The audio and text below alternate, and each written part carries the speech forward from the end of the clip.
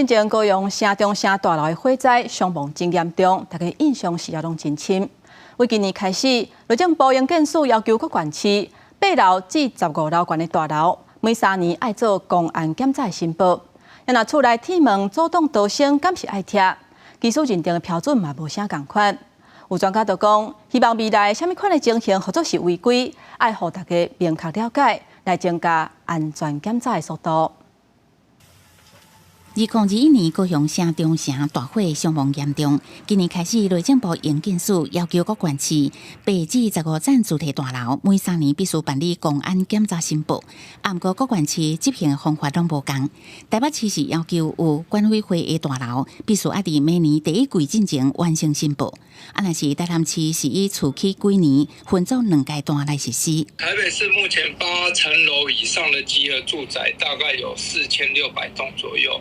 那目前的申报率大概50%。有管理委员会的大楼，我们规定目前最慢要在明年第1季以前申报，如果没有在期限内申报，建管处会依法开罚。法规授权地方去做一个公告，像我们台南就是以屋龄来做一个基准。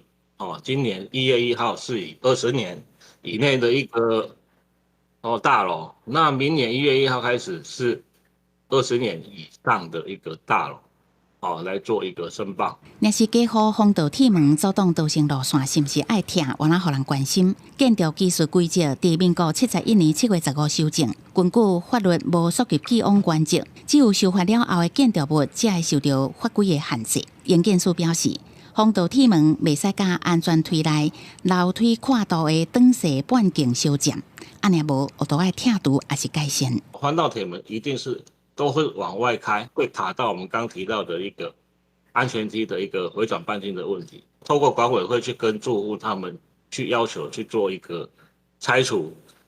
那事实上也有很多住户也愿意去做一个配合。谢义宣表示，关键是伫管委会安怎甲住户沟通解决，目前是以建筑法的技术规则来做检查。